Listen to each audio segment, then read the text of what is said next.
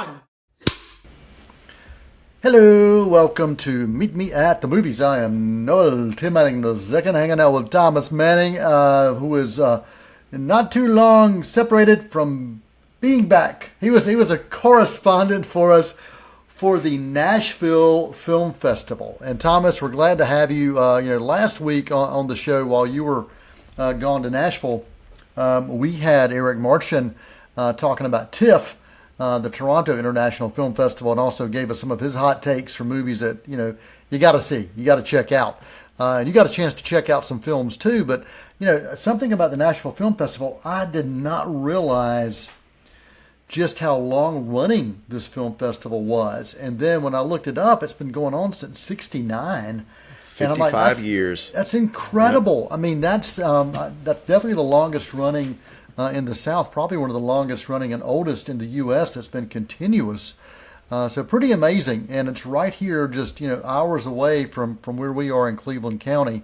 You made that trip to Nashville quite a few times. You love watching music there, and this was a great opportunity for you. So I'd love for you to give some thoughts on the Nashville Film Festival. And part of your job, Thomas, you work with the Cleveland County Arts Council, and you are the film festival director for Reel to Reel. So you've been exploring some of these other festivals as well to try to get some tips, and also been handing out some cards going, hey, you may want to submit to Reel to Reel. So give us some thoughts on the Nashville Film Festival.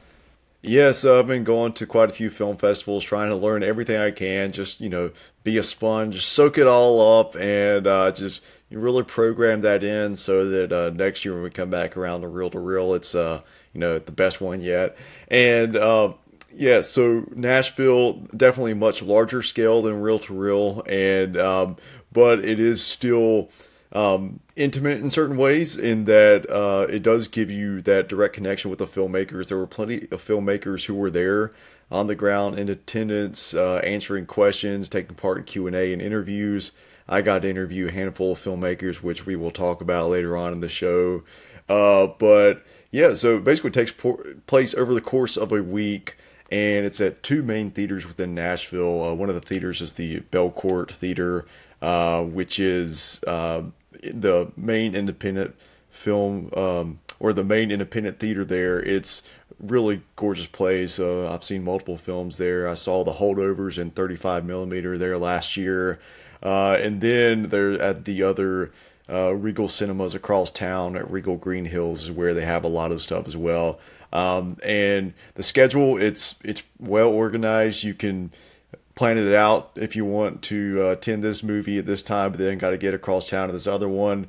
There's usually it's just programmed very well, and so I appreciated that. And as someone who knows everything that is required to put one of those on, I was very impressed with it, and especially I can't comprehend of that magnitude necessarily, but on a much smaller scale, I could understand, like, okay, I know exactly what this person is feeling right now. And I got to give major props and kudos to everyone out there at the Nashville Film Festival.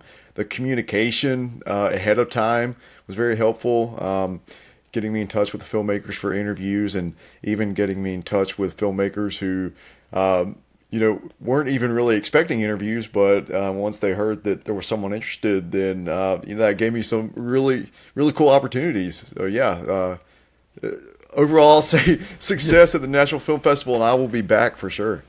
And that's one thing I failed to mention, is you were actually representing Meet Me at the Movies, so you were there as a media of the press, a representative of the media. And so you got some opportunities, as you said, to do some filmmaker interviews, including some right there on the red carpet, which I don't think you really anticipated. You were just looking for a free pass.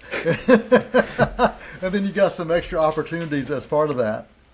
Yeah. When I was looking at the slate of films, there was one in particular that I was very excited about, which is the film Jizzy, which is a follow-up to The Unknown Country from last year, starring Lily Gladstone. And I knew that one was, okay, if I see nothing else, I'm really looking forward to that one. But there was kind of a surprise programming last minute. We get the film Saturday Night, directed by Jason Reitman, and it takes us back to the very beginning of SNL. And it's a narrative film dramatization, but it's basically told in real time, leading up in the 90 minutes ahead of the premiere of SNL in 1975, October 11th, 1975, and it's told through the eyes of a young Lorne Michaels, played by Gabriel LaBelle, who also played a young Steven Spielberg, or a version of young Steven Spielberg in The Fabelmans. So within the past 2 years, he's played young Spielberg, young Lorne Michaels. Like, he's just a very impressive resume. I'm very curious to see what who's next on his list of pop culture icons of the past 50 years that he's going to be playing. Yeah, and then included in that, once I got the notification that Saturday Night was going to be playing, they also said, yeah, we're going to have Jason Reitman here available for a few questions on the red carpet. And I was like, man, I don't know if I'm going to, I'll put my name out there, see if I can get on the list, and didn't know if the spaces were going to be very limited, but as soon as I emailed, within a few minutes, they can get back and like, yeah, Thomas, we got you locked in. You're here. Just be here at this time, and you'll get to talk with Jason a little bit. And I'm like, that's just a wild feeling, a very wild feeling, because this is we've heard a lot about this movie over the past year. It just wrapped production like 6 months ago, and then it must have been a very quick post-production because now it's already in the can and playing at festivals all over the world. But this is one that's going to be getting some Oscar buzz. Has a very real chance of getting a Best Picture nomination.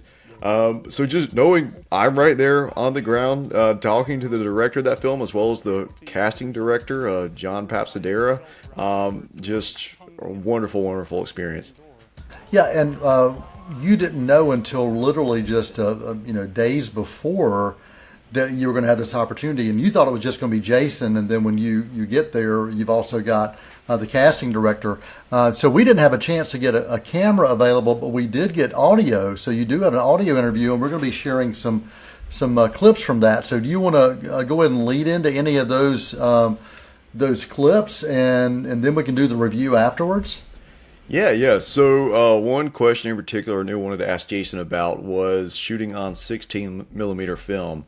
He's working with his director of photography, Eric Stilberg, which they've been good friends and collaborators for a long time. And they also, pretty much for his entire career, they've worked together. And a few years ago, there was the film The Front Runner with Hugh Jackman, where they shot on film for that.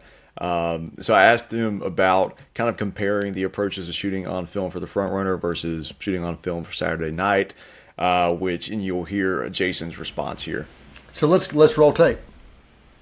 It's funny because we shot on 16, which ironically is the age that Eric and I were when we first made a short film together, and then The Front Runner was shot on 35 mil, and it was something that we thought about a lot, even after the film. We always second guessed and thought, oh, should we have shot that movie on 16? Because frankly, the film stocks have gotten so good and the scan has gotten so good that once you scan a 35 millimeter print, it can actually sometimes look like digital because it's so sharp. And we wanted this to feel like a document from the 1970s. And by shooting on 16 millimeter, it's like time traveling. Well, that's pretty cool, Thomas. And you also got a chance to talk to the casting director, and they had a little banter going back and forth, which I thought was pretty interesting.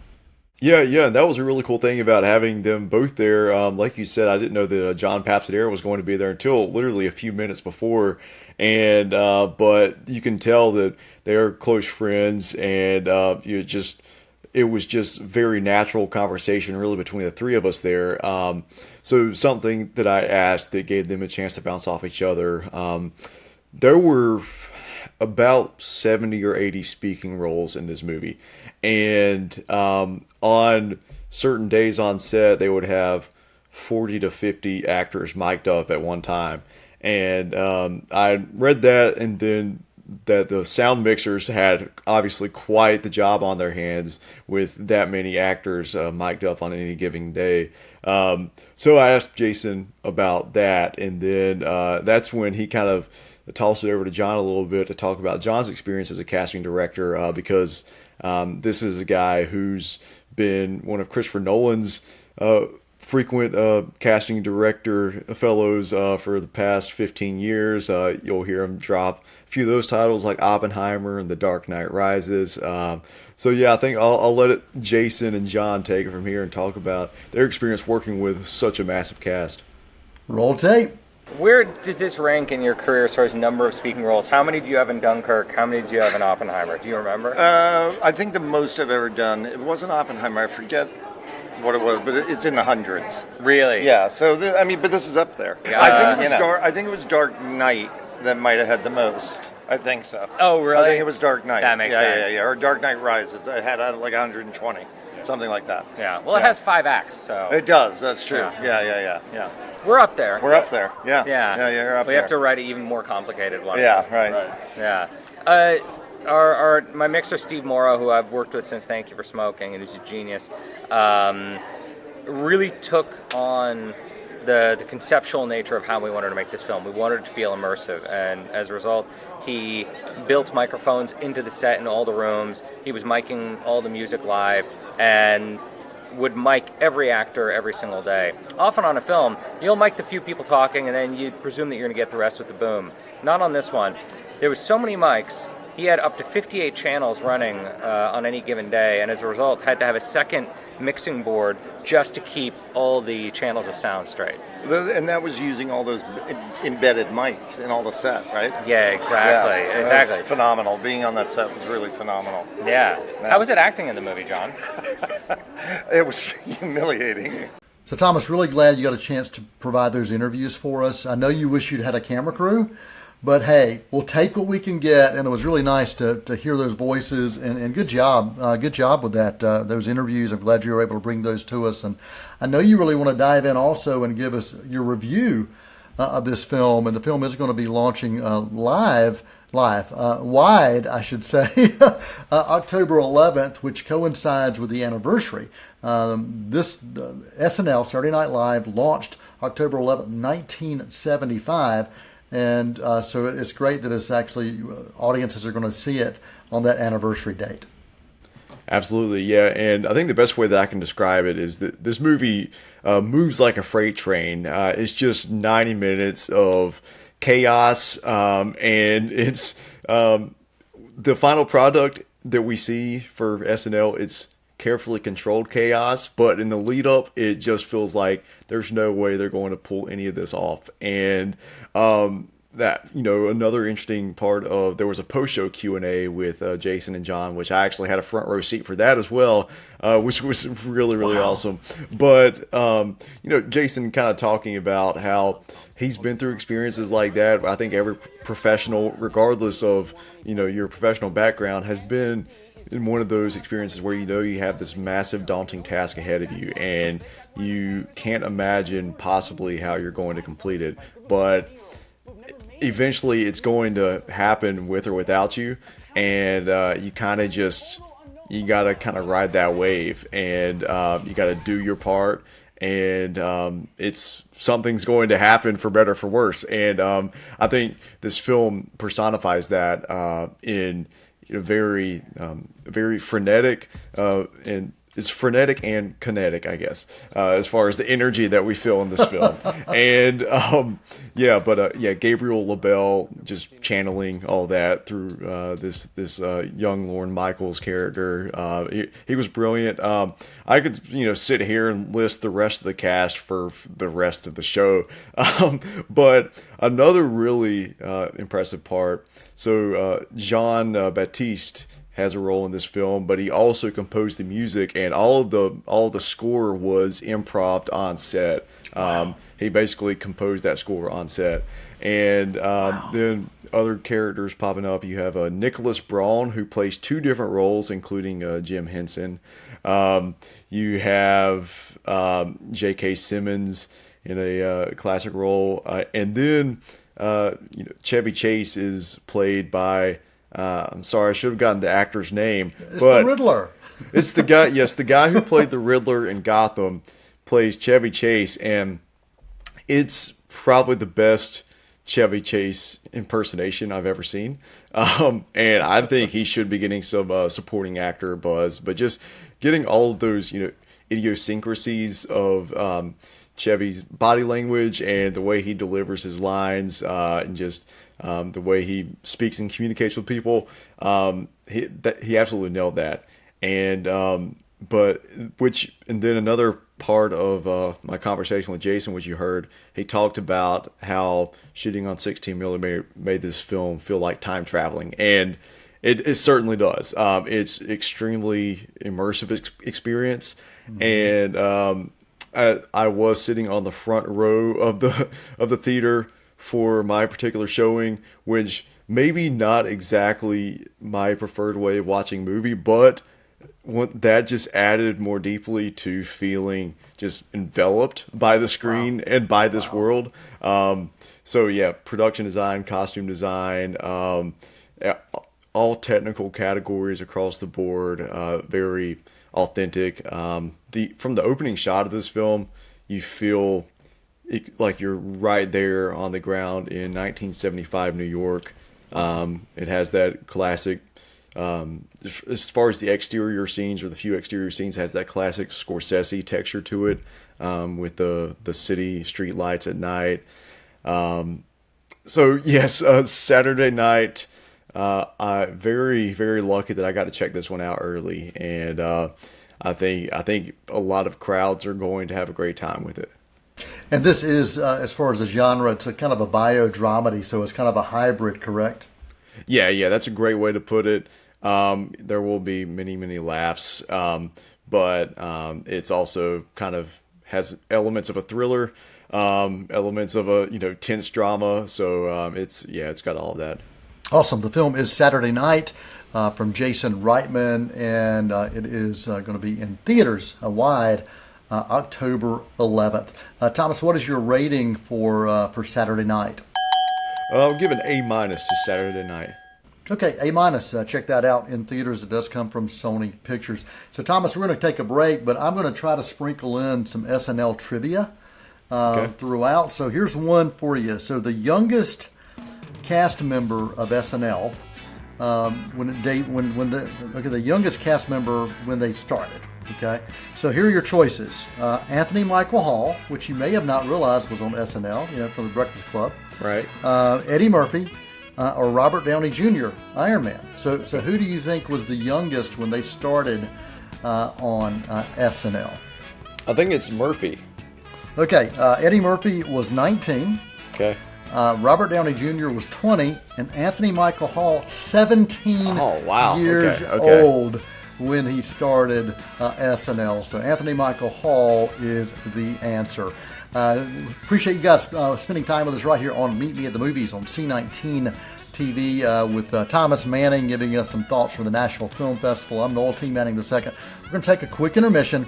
We're going to come back and talk more, including Thomas giving a director a drive around, kind of an Uber lift all around Nashville right after this quick intermission. Won't you come and meet me at the movies? Won't you come and watch a flick? Hi, I'm Nikki Bliss Carroll, your host for Cleveland Connections, the show that explores what's happening at Cleveland Community College. Join us as we sit down with members of faculty and staff to discuss programs of study, upcoming events, and other exciting campus news. We'll have a new show for you each month on C19 TV, or you can stream us online at c19.tv. Tune in and connect with Cleveland Community College on Cleveland Connections.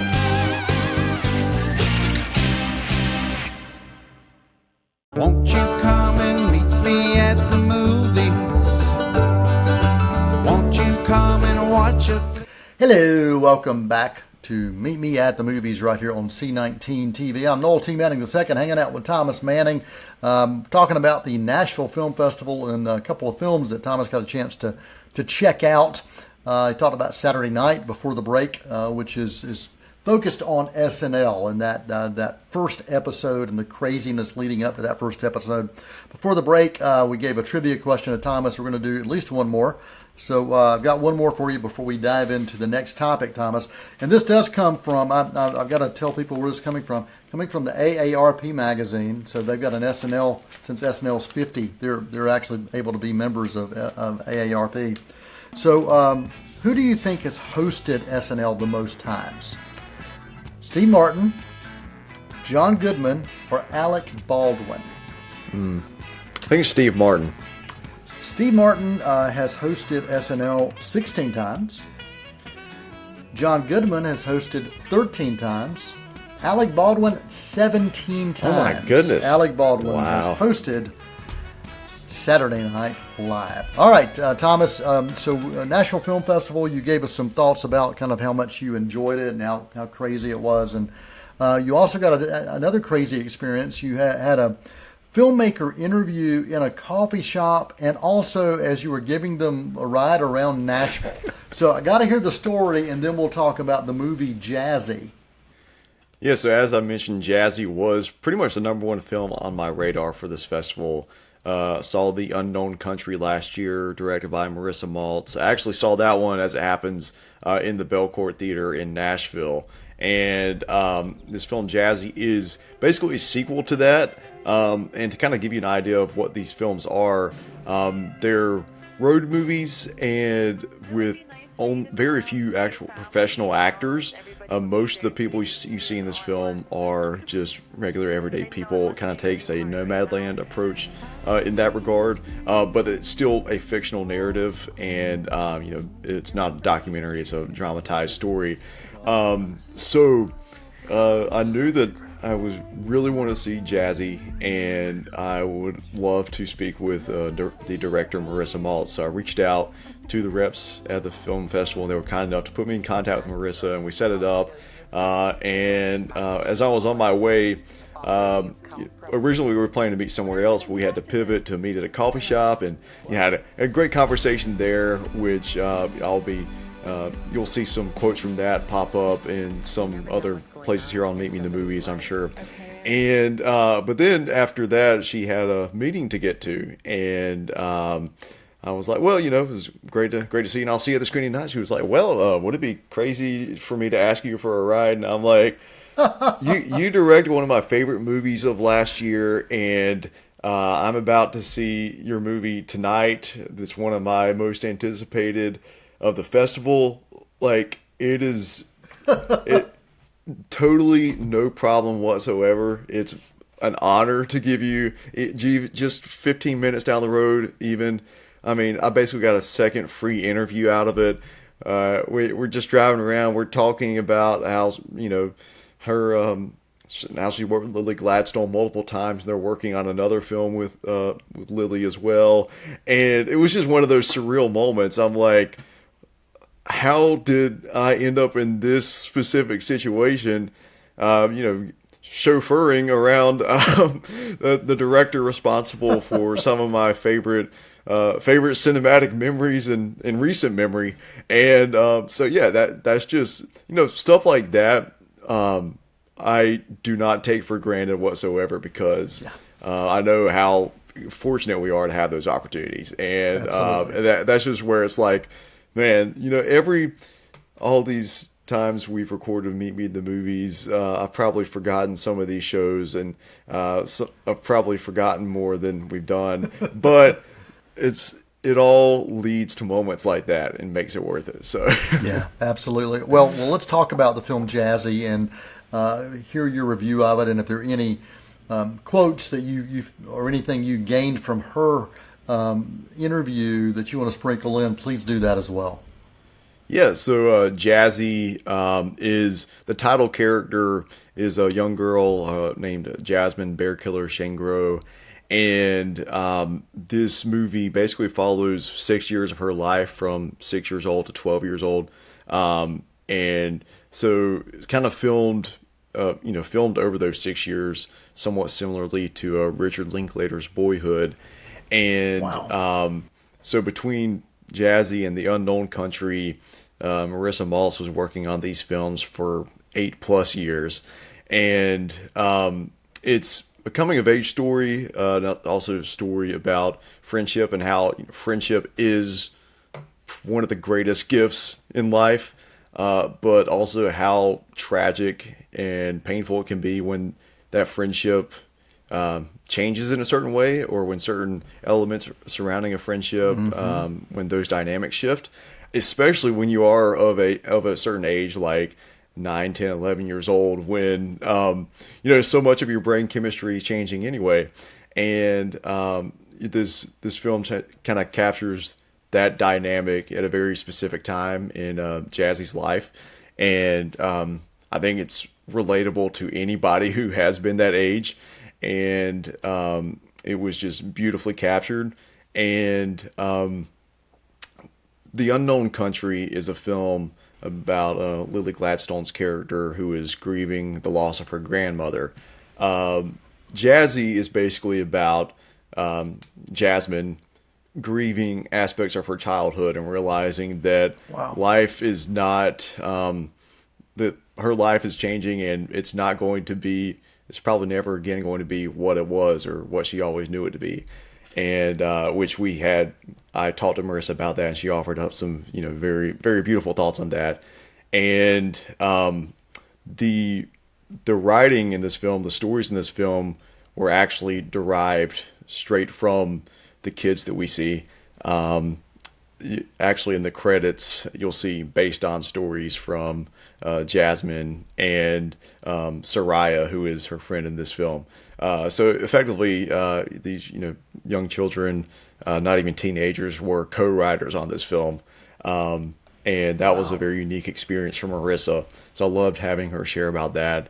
And then just cinematically, the photography is just unbelievable. Because, like I said, it's a road movie, so it takes you throughout the Great Plains and their beautiful landscapes of canyons and mountains and long, lonely highways, and it's just a very relaxing visual setting to sit with. And these are the movies I could watch a movie. I would love to have a new movie like this every year for the rest of my life. And obviously, since both of these took about 8 years to make, I don't know how many more times she's going to keep going back to that formula. But still, Jazzy, it definitely lived up to the expectations. And even if I didn't get a chance to see anything else at the festival, I'm extraordinarily grateful that I got to see that and have that experience and have such a wonderful conversation and experience talking with Marissa. Wonderful. So your rating for Jazzy, what would you give this? Yeah, I'm going to give a solid A to Jazzy. Awesome. A couple of good films. This episode that you reviewed, Saturday Night with an A-, and now Jazzy with an A rating. Any final thoughts you want to make sure you share before we wrap today, Thomas? You know what? Go out and support film festivals, and you're going to find something rewarding about the experience, probably in some unexpected places as well. So we do appreciate you guys spending time with us right here on Meet Me at the Movies, courtesy of C19 TV. Thomas, I really do appreciate your time. Appreciate your thoughts, your comments. You can email us at info@c19.tv. Until next time, for the entire cast and crew right here for Meet Me at the Movies, I'm Noel T. Manning II, and that is a wrap. We'll tell about the happy and the sad ones. We'll talk about the good ones and the bad ones. Many films to view till we meet again.